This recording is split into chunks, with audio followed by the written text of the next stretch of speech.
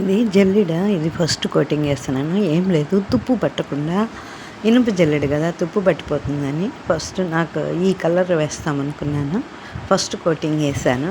మళ్ళీ second time second coating వేసి ఆరబెట్టేస్తే ఆరిపోతుంది. మళ్ళీ మనకి ఎప్పటికీ తుప్పు పట్టకుండా బాగుంటుంది. బియ్యం జల్లి పెట్టుకోవాలన్నా నూక సపరేట్ చేసుకుంటాం కదా, బియ్యం సపరేట్ నూక సపరేట్ చేసుకోవడానికి ఇది చాలా యూస్ అవుతుంది.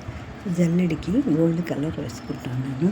ఇప్పుడు కొనే బియ్యం కంటే ఒడ్లు తెచ్చి ఆడించుకుంటాం కదా, బాగుంటుంది కదా. నేనైతే బ్రష్ ఏమీ ఉపయోగించలేదు. ఇది దూదితో కంపల్సరీ ఉండాలి.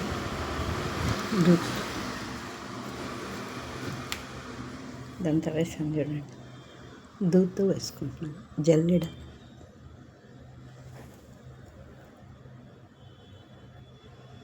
దాని మీద ఈ పట్ట పెట్టి కింద అవ్వకుండా పెయింట్ పట్ట పెట్టుకొని వేస్తాను. గోల్డ్ జల్లెడ బాగుంటుంది. ఈ జల్లెడ అంటే లక్ష్మీదేవి కదండి, దాన్ని లక్ష్మి. ఊసెస్ అయితే ఇలా ఆరబెట్టేసాను.